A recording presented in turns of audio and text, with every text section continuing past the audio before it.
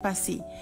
Le permis fermé a été mon pire cauchemar depuis que je suis au Canada, même depuis toute ma vie. Le test de français aussi m'a beaucoup retardé. Je suis incapable de retourner chez nous voir mes parents. Je suis coincée, je suis fatiguée moralement.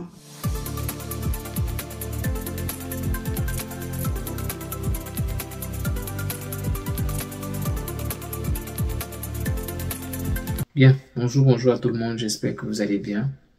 Quant à moi, je me porte super bien. Voilà, pour ceux qui ne me connaissent pas, moi je me nomme Lionel Talla, nouvellement arrivé au Canada pour poursuivre mes études en ingénierie. Voilà, donc avant de décrypter l'histoire de la dame, je vais vous donner une petite explication sur la raison pour laquelle on n'a pas de vidéo depuis, parce que plein de personnes m'ont dit, voilà, depuis tu nous as promis des vidéos, quelle est la suite en fait?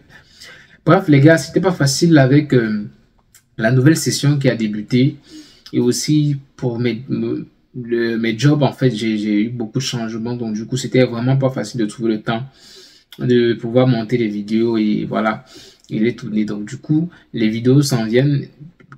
Pour le moment, on va se contacter de ce qu'on publie, en fait. Voilà. Mais je reste toujours ouvert pour ceux-là qui ont des problèmes par rapport à leur procédure, alors qui ont des préoccupations. Vous m'écrivez que ce soit sur Facebook, que ce soit sur TikTok. C'est mon compte Léo Cash 237 et je vais toujours prendre la peine de vous répondre. Voilà. Donc, par rapport à la dame, c'est une dame qui est venue avec un permis de travail fermé et qui a connu beaucoup de difficultés. Bref, je vais vous laisser écouter la vidéo jusqu'à la fin et puis par après, on va revenir pour donner nos petits commentaires. Et voilà, et se dire ce qu'il faut retenir en fait de cette histoire-là. Voilà, donc on se donne rendez-vous tout à l'heure. Salut tout le monde, je m'appelle Grace. Je suis arrivée au Canada en 2019 comme travailleur étranger temporaire venant de mon pays, le Cameroun. Avant d'arriver ici, j'étais à l'école, je faisais la formation de devenir infirmière, mais à cause des crises politiques, j'étais obligée de me déplacer parce qu'il n'y avait plus moyen d'étudier.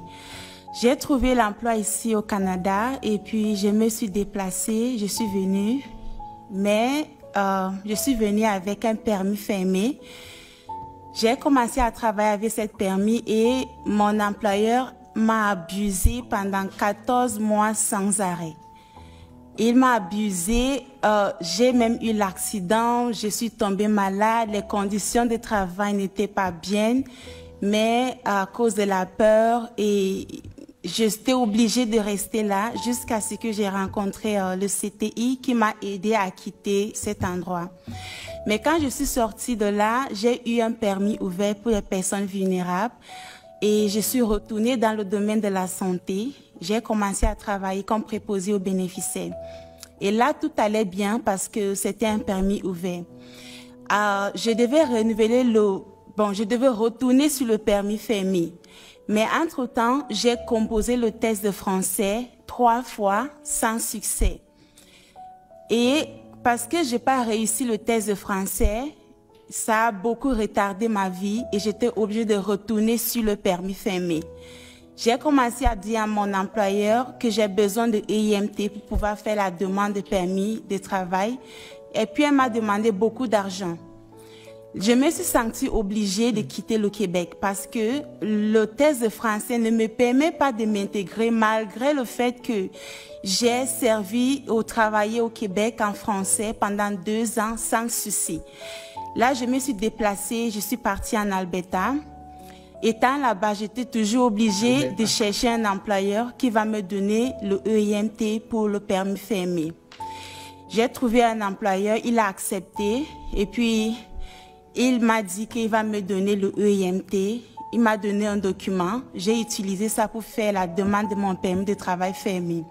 L'immigration m'a dit de rester là-bas jusqu'à ce que eux me répondent. Je suis restée. Entre-temps, le cercle d'abus a recommencé.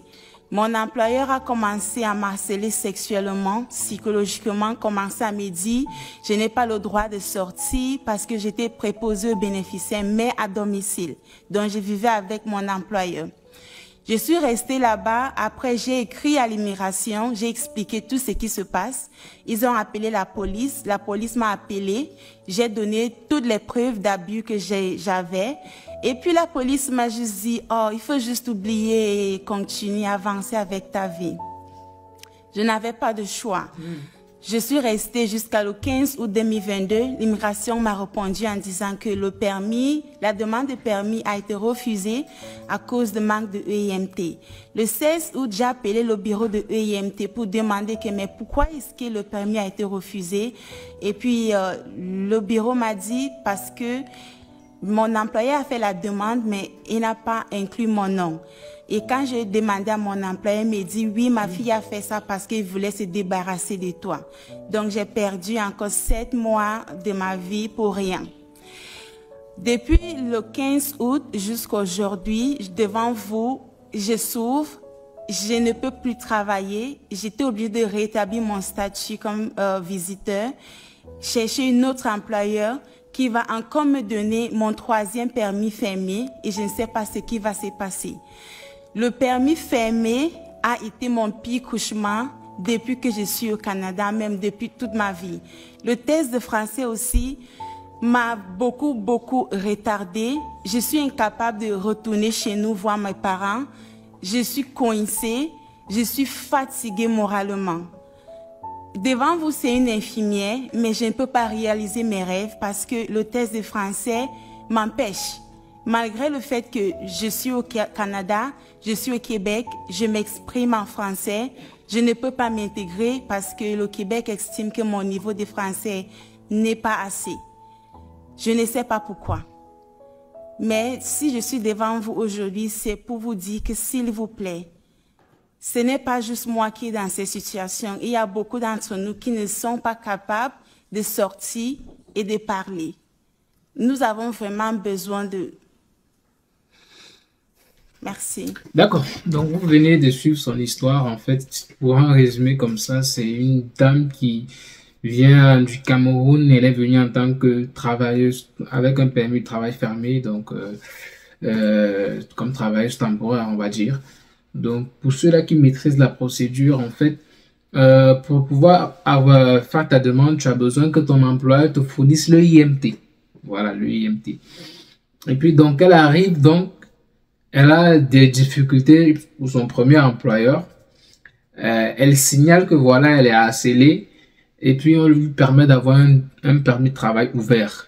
Et puis là, ça va. Mais il faut qu'elle réussisse son test de français pour le permis ouvert. Et puis après, elle réussit pas le test de français. Je comprends pas pourquoi. Pourtant, elle s'exprime bien en français. Moi, elle est audible. Je comprends pas pourquoi elle rate le test de français. Voilà déjà. Et puis après, elle est obligée de retourner encore sur le permis de travail fermé et ainsi de suite, ainsi de suite. Ce sont les problèmes qui s'accumulent. Bref, ce qu'il faut retenir dans cette histoire est que déjà, il y a plusieurs personnes qui sont dans cette situation-là parce que quand on te parle d'un permis de travail fermé, c'est vraiment fermé. C'est-à-dire, tu peux que travailler pour ton employeur. Maintenant, il y a certains qui ont la chance, bon, moi, je dirais majoritairement, qui ont la chance de tomber sur des bons employeurs parce qu'en majorité, moi, ce que je connais du Canada, en majorité, les employeurs sont plutôt corrects. Voilà. Donc maintenant, il y a une minorité là qui ne tombe pas toujours sur les bons employeurs, qui vont pas toujours respecter tes conditions, les conditions de ton permis de travail. Le permis de travail, par exemple, quand c'est un permis de travail fermé, tu dois travailler maximum 8 heures par jour, 40 heures par semaine. Il y a d'autres employeurs qui ne vont pas forcément respecter ça, c'est peut-être le surplus de ne pas te payer ça. Donc, ce sont des histoires qui arrivent. Voilà. Donc, ce qu'il faut retenir, en fait, c'est que quoi? C'est que du moment où vous vous décidez à faire votre permis de travail fermé, honnêtement, vous devez vous attendre à tout, en fait. Mais maintenant, si vous avez la bonne chance de tomber sur des employeurs peu scrupuleux, vous devez connaître vos droits et savoir, en fait, comment réagir. Vous devez vous préparer à ça, en fait. Vous devez pas juste venir dire, OK, voilà, je viens, je travaille et tout, et tout, et tout. Voilà, forcément, tout va rouler comme... Non, non, non, pas forcément. Donc, déjà, ce qui est bien pour son cas, c'est que elle a eu le réflexe directement de signaler à l'immigration que voilà, ça ne donne pas, ça ne marche pas, quoi. Mais il y a certains qui sont dans l'obligation d'accepter certains abus parce qu'ils ne connaissent pas leurs droits. Et c'est important ici de connaître ses droits. Voilà, donc déjà, c'est sa chance à elle. Par après, il faut savoir que vous n'êtes pas à l'abri, non seulement vous n'êtes pas à l'abri de ce genre d'abus, mais aussi vous n'êtes pas à l'abri de tout ce qui va être quoi, tout ce qui va être tracasserie au niveau de l'immigration.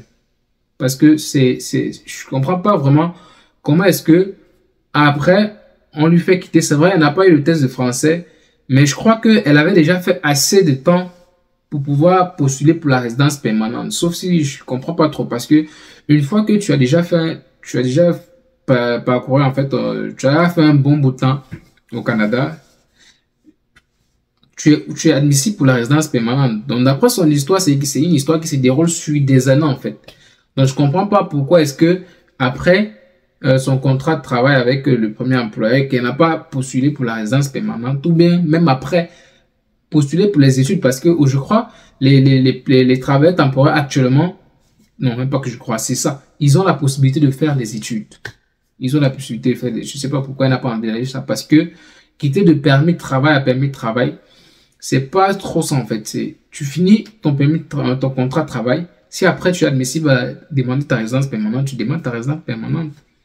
Donc tu essaies de voir comment changer le statut. Donc il y a ça, il faut connaître ses droits. En même temps aussi, il faut savoir qu'après un certain bon bout de temps, tu peux être admissible à la résidence permanente. Ouais. Donc maintenant pour son cas, moi je me dis qu'elle s'est un peu mal pris en changeant de province. Et c'est ce que la plupart sont souvent tentés de faire ici, même dans les établissements, parce que peut-être ils sont voient un refus de circuit, ils changent de province, sans savoir que c'est pas là-bas que ça va toujours être mieux, quoi. Donc c'est mon commentaire que je donnerai pour cette vidéo-là. Vraiment, première des choses, lorsque vous arrivez, prenez la peine de connaître vos droits. Voilà, de savoir que non, votre permis, c'est ça, vous devez travailler tel nombre. Une fois que l'employeur ne respecte plus cela, honnêtement, c'est mieux de le signaler, parce que vous allez vous dire que non, l'employeur, c'est lui qui décide pour vous. Mais après, vous voyez, elle est quitte de problème en problème, parce qu'en fait, elle se dit que non, peut-être en forçant avec cet employeur, si les choses vont s'améliorer, ce qui n'est pas toujours le cas. Voilà. Et aussi, donnez-vous à fond, parce que je comprends pas pourquoi est-ce qu'elle ne réussit pas son test de français, pour qu'elle s'exprime bien en français.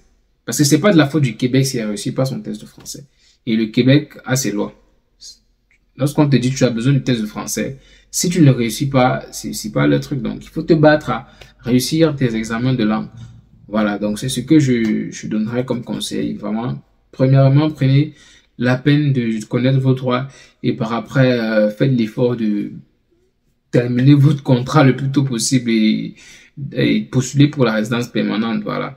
Et il faut rappeler que c'est pas tous les employés qui sont comme ça. Moi, personnellement, j'ai connu plusieurs employés et honnêtement, c'est pas ça en fait. C'est pas ça. Donc, elle a vraiment eu beaucoup de malchance. Je dirais, en termes de probabilité, elle est peut-être une personne sur peut-être 2000 ou 5000 personnes qui ont le permis de travail fermé. Parce que au Québec, pour la plupart des employés, ils sont plutôt corrects. Voilà, donc c'était le petit commentaire que je voudrais ajouter à ça. Que cette histoire-là ne vous trouble pas. Le permis de travail fermé, c'est un bon permis. Pour moi, je me dis, comme tous les autres, bien évidemment. Donc, il n'y a pas lieu de ne pas postuler pour ça et plutôt courir peut-être vers la résidence permanente ou quoi que ce soit parce que non. Et après cette histoire, je pense qu'il y a des lois qui vont être mises. Je pense qu'ils ont même déjà été votées. Des lois qui ont été votées par rapport à ce programme d'immigration là en fait. Donc du coup, on va vous revenir sur une nouvelle vidéo par rapport à ce qui a été décidé en fait via cette histoire-ci.